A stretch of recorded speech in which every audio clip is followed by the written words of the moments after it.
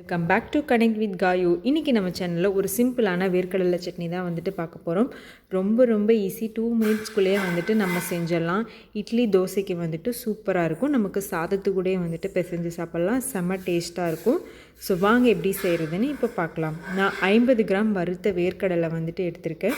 பச்சையாக போட வேணாம். பச்சையாக போட்டிங்கன்னா வந்துட்டு டேஸ்ட் நல்லா இருக்காது. ஸோ பச்சையாக இருந்துச்சுன்னா லைட்டாக வறுத்து எடுத்துக்கோங்க.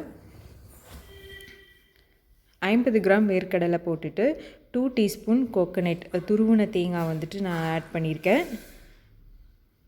வரமிளகாய் 3, உங்களோட காரத்துக்கேற்ப நீங்கள் வந்துட்டு வரமிளகாய் ஆட் பண்ணிக்கோங்க. கொஞ்சமாக வந்துட்டு நான் புளி ஆட் பண்ணியிருக்கேன். 5 பல் பூண்டு வந்துட்டு நான் ஆட் பண்ணியிருக்கேன். குட்டியாக இருக்கிற ஒரு 5 பல் பூண்டு. நாம் எதுக்காக வந்துட்டு பூண்டு ஆட் பண்ணுறோன்னா, வேர்க்கடலை அப்படிங்கிறதுனால நமக்கு வந்துட்டு கொஞ்சம் ஜீரணம் குயிக்காக ஆகிறதுக்காக தான் வந்துட்டு நம்ம பூண்டு ஆட் பண்ணுறோம்.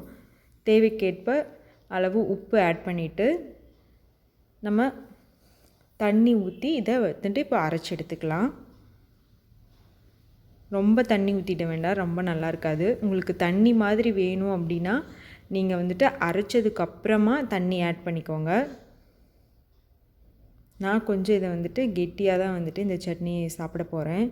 ஸோ அதனால் நான் கொஞ்சமாக தான் தண்ணி ஆட் பண்ணி அரைச்சி எடுத்திருக்கேன். இப்போ நல்லா அரைச்சி எடுத்தாச்சு, நைஸாக அரைச்சி எடுத்திருக்கோம். அது கூட கொஞ்சம் ஒரு தாளிப்பு, கடுகு, உளுத்தப்பருப்பு, கருவேப்பிலெல்லாம் போட்டு ஒரு தாளிப்பு கொடுத்தாச்சு. சூப்பராக இருக்கும், செம்ம டேஸ்ட்டாக இருக்கும். எல்லோரும் வந்துட்டு ட்ரை பண்ணி பாருங்கள். நம்ம ஈஸியாக வந்துட்டு பிரேக்ஃபாஸ்ட் பண்ணிடலாம் இட்லி தோசைக்கு. ஸோ சூப்பரான இந்த வேர்க்கடலை சட்னி பிடிச்சிருக்குன்னு நினைக்கிறேன். பிடிச்சிருந்தால் லைக் பண்ணுங்கள், ஷேர் பண்ணுங்கள், கமெண்ட் பண்ணுங்கள் அண்ட் மறக்காமல் சப்ஸ்கிரைப் பண்ணிவிட்டு பக்கத்தில் இருக்கிற பெல் ஐக்கானை கிளிக் பண்ணுங்கள். நம்ம மீண்டும் இன்னொரு வீடியோவில் சந்திக்கலாம். பாய்.